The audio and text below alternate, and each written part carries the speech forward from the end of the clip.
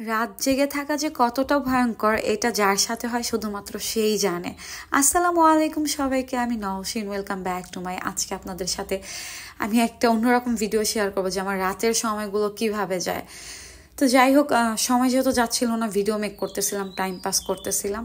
সারা দিনটা কোনো রকম সবার মাঝে হাসি খুশিভাবে পার করি, বাট রাত হলো যেন অনেক ভয়ঙ্কর লাগে। তো আনুমানিক তখন হচ্ছে ভোর কয়টা বাজে, 4টার মতো বাজে। বাহিরে অনেক অন্ধকার ছিল। তো ঘুম তো টোটালি হয় নাই। স্লিপিং পিল খুব কম খাই এখন, একটা দুইটা, বাট ঘুমটা না পারফেক্টলি হয় না। রাত জেগে থাকা মানুষগুলো জানে যে রাতটা কতটা ভয়ঙ্কর হতে পারে। তো এই দিক দিয়ে আমি আমার টেরির সাথে হচ্ছে দুষ্টুমি করতেছিলাম, আর অন্য দিক দিয়ে দেখাই, এই যে দেখেন আমার টেবিলের ড্রয়ার ভর্তি হচ্ছে ওষুধ, মাথা ব্যথার ওষুধ, চোখের ড্রপ, তারপর হচ্ছে স্লিপিং পিল। আর আগে অনেক ওষুধ আপনাদের সাথে শেয়ার করছি যেগুলো জড়ো করছিলাম, এগুলো আবার নতুন করে জমা হয়েছে। দেন ওষুধ চেষ্টা করতেছি খুব কম খাওয়ার, বাট রাত জেগে থাকবো। আর এই দিক দিয়ে আমার দুইটা যে ঘড়ি দুইটাই নষ্ট হয়ে গেছে। অনেক দিন ধরে আমি আমার ছোট ভাইকে বলছি যে আমার ঘড়িটা ঠিক করে দেওয়া, হয়তো বা নতুনভাবে কিনতে হবে। আর এই যে রাত্রে খাবার একদমই খেতে পাই নাই, ভাত নিছিলাম, একটা আম খাইছিলাম, আর ভাত যেগুলো নিছিলাম খেতে পারি নাই, রেখে দিছি। মাঝে মাঝে আসলে খাওয়া দাওয়া একদম ভালো লাগে না। আর এদিক দিয়ে অনেকগুলো ভাত ছিল, পানি দিয়ে রাখছি। ভাত নষ্ট করা একদমই আমার পছন্দ না। আর অন্য দিক দিয়ে হচ্ছে আমার ঠান্ডা পানি খুব দরকার পড়ে। তো বোতলে যে পানি ছিল শেষ হয়ে গেছে, ফ্রিজ থেকে আমি মামপটটা বের করলাম, ঠান্ডা পানি খাবো। আর এখানে হচ্ছে আমি যে রুমটায় ঘুমাই, ওষুধ এখানেও রাখার, ওষুধ খেয়ে আর কি ছিলাম সারাটা রাত। বাট টাইমটা যাচ্ছে না, বই পড়ে হোক, ইউটিউবে ভিডিও দেখি বা সুরা শুনি।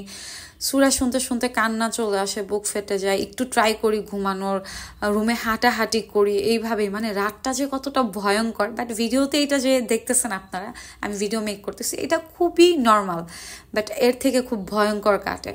ভিডিওতে যখন রিয়েল ভয়েসে কথা বলি মনটা হালকা হয়ে যায়, যদিও এই কথাগুলো আপনাদের মাঝে শেয়ার করি না, অলওয়েজ আমি ওভার ভয়েস দিই। তো অনেক কথা বলতে বলতে কান্না চলে আসে, পরে দীর্ঘ একটা নিঃশ্বাস নিয়ে বলি আলহামদুলিল্লাহ, আল্লাহ হয়তো বা কষ্ট কমাই দেবে। এদিক দিয়ে 5টা 1 বাজে, দেখতে দেখতে সকাল হয়ে আসতেছে।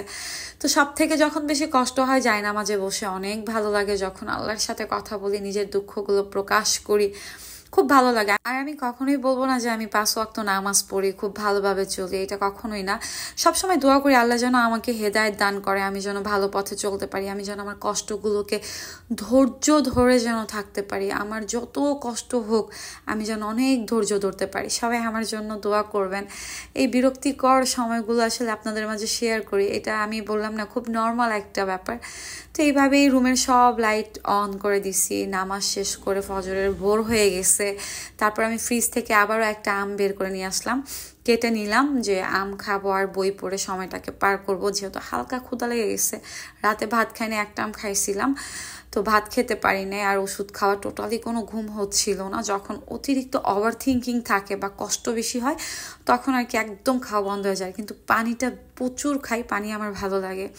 তো আম একটু খেলাম, একটা আম পুরাটা খাইতে পাইনি, রেখে দিছি।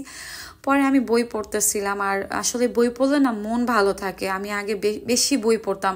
এই ইনসাইড ইসলাম বইটা সত্য শান্তির পথে আপনারা কিনে পড়ে দেখবেন, মন ভালো হয়ে যাবে। আর বই পড়ার দিকে মনোযোগ দিবেন, যখন খুব কষ্ট হবে ভালো লাগবে। তো বই পড়া শেষ করে একদম ভোর হয়ে গেছে। আর এই দিক দিয়ে হচ্ছে আমি কাপড় ভিজিয়ে রাখছিলাম, আর এই যে টাওয়ালটা ভিজিয়ে রাখছি, অনেক নোংরা হয়েছিল। তো ভাবলাম যে ধুয়ে ফেলি, সময়টা পার হোক। আর এইভাবেই সারা রাত পার হয়ে সকালে আলো দেখা দেয়। তো সব কাজ শেষ করে তারপর চেষ্টা করি একটু ঘুমানোর। আবারও হচ্ছে ঘুমের ওষুধ একটা খাইছি, বাট তারপরও ঘুম হয় নাই। দেন এখন ওভার ভয়েস দিচ্ছি, আপনাদের মাঝে ভিডিওটা শেয়ার করতেছি। দেন আপনাদের সবার কাছে বলবো আমার জন্য দোয়া করবেন। আর প্লিজ যত কষ্টে থাকেন না কেন, মুভ অন করার ট্রাই করবেন। আমি এখন অনেক চেষ্টা করতেছি যে আমার স্লিপিং পিল ছাড়া হচ্ছে একটু ঘুমানোর, বাট হয় না। ওষুধ খেয়ে যে ঘন্টার পর ঘন্টা বসে আছি। তো যাই হোক, এই ছিল আজকের ভিডিওটি ভালো লাগলে অবশ্যই লাইক কমেন্ট শেয়ার করে দেবেন, আমার পেজটি ফলো করে দিবেন। সবাই আমার জন্য দোয়া করবেন, যে যেখানেই থাকেন অলওয়েজ ভালো থাকবেন। ইনশাল্লাহ দেখা হবে নেক্সট ভিডিওতে। আল্লাহ হাফেজ সবাইকে।